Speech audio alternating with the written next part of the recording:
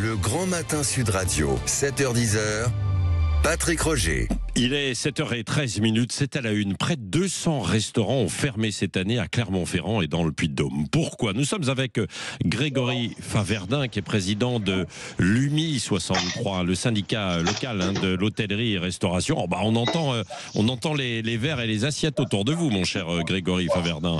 Bonjour. Bonjour à vous, merci de votre accueil. Vous ne pouvez pas mieux dire. Oui, déjà oui. En boutique, les tiramisu en cours de fabrication, on y est. Déjà, à cette heure-ci. Bien sûr. Dites-nous pourquoi il y a eu autant de restaurants qui ferment. Ça m'a choqué, frappé quand même dans le Puy-de-Dôme cette année. Absolument, et je vous confirme que quand j'ai eu cette information, pareil, même état de choc, et surprenant de voir que finalement toute une corporation se retrouve en difficulté, et vous faites bien de le préciser, il faut regarder Clermont, mais c'est aussi à l'échelle départementale, avec différentes raisons. Vous avez des fins d'activité, on est une grosse métropole installée sur un territoire rural, et vous avez quand même certains établissements qui en ruralité ne sont pas repris, et c'est vraiment aussi des sujets que nous portons à l'échelle nationale, pour justement dynamiser et encourager les repreneurs sur les territoires ruraux. Mais avant, il y avait des reprises, et puis il y a des endroits où il y a quand même des reprises de restaurants. Mais pourquoi là, c'est plus difficile? Il y en a qui baissent le rideau. C'est quoi les prix, les charges, moins de clients? Alors en fait, c'est un ensemble, et je crois qu'il faut regarder ça de manière très holistique. Et aussi à l'échelle de Clermont-Ferrand, qui depuis 3 ans subit, entre guillemets, on va dire, et même si on en voit la fin, des travaux considérables. Le visage de Clermont est en train de changer profondément dans une circulation qui a été complètement remaniée. Et quand vous avez des difficultés à accéder au centre-ville de Clermont, eh bien finalement vous avez d'autres envies. Vous prenez le temps une fois, à la deuxième, vous dites je fais autrement. Donc il y a cet aspect-là.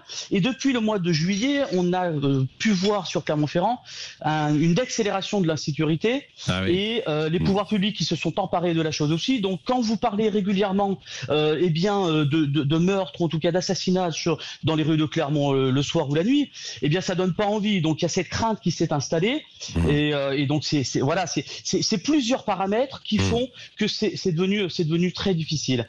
Gardons à l'esprit aussi que Clermont-Ferrand fait partie de ces villes, au même titre que Bordeaux, qui ont le plus d'établissements de restauration par rapport à leur nombre d'habitants. Donc vous avez une grosse densité, donc mécaniquement, une déperdition peut-être tout à fait malheureuse de restaurants qui ferment.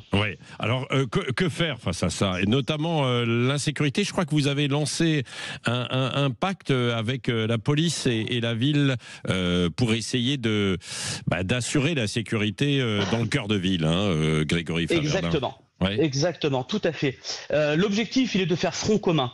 On constate une problématique et les enjeux, nous, ils sont commerciaux. Les enjeux au niveau de la préfecture et de la mairie, ils sont de sécurité publique. Faisons front commun, apportons des vraies propositions structurantes pour que nos clients puissent bénéficier d'une quiétude tout à fait légitime et revenir dans le cœur de ville. Donc en effet, là, sur cette fin d'année, avec la préfecture, sur le souhait de monsieur le préfet, d'avoir ce front commun, comme je le disais, pour que on retrouve la tranquillité. Et puis peut-être évidemment sur le recrutement, je sais que parfois certains restaurateurs me disent je ne sais pas si je vais rester ouvert parce que j'ai du mal à recruter. Est-ce que c'est le cas également chez vous dans le Puy-de-Dôme et du côté de Clermont? Ça, c'est une problématique qui est parfaitement nationale. Et en l'occurrence, on voit qu'il y a quand même des établissements qui font force de propositions pour leurs collaborateurs, pour garder les talents dans leur structure. Et donc, ça passe par différents leviers. Et on se rend compte que parfois, l'aspect financier n'est pas que ce qui est réclamé. De l'organisation, moins de coupures. Parce qu'on a un métier où on travaille quand les gens s'amusent et on s'amuse quand les gens travaillent. Donc, c'est ça aussi qu'il faut garder à l'esprit. Et les temps de Covid nous ont montré on pouvait profiter de ces soirées, de ces week-ends, de ces vacances de Noël en famille et que c'était pas désagréable. Donc on voit certains établissements qui font Grégory Faverdin. Oui, on vous avait perdu. Oui, juste, oui. On vous entend. On a raté la dernière phrase. Oui, donc ce que vous disiez, hein, pas toujours simple évidemment pour pouvoir recruter aujourd'hui. Merci en tout cas d'avoir été avec nous ce matin, Grégory Faverdin. Vous êtes installé où, vous, à Clermont, direct? Je suis à Clermont, exactement, à côté du siège Michelin, le siège mondial Michelin, en première couronne du centre historique de Clermont-Ferrand. Bah voilà, et on embrasse tous les Auvergnats, toutes les Auvergnates qui nous écoutent évidemment ce matin, parce que je sais qu'ils sont de plus en plus nombreux à nous écouter dans la région de Clermont-Ferrand, le Puy-de-Dôme, en montant jusqu'à Vichy, puis en descendant également en Haute-Loire.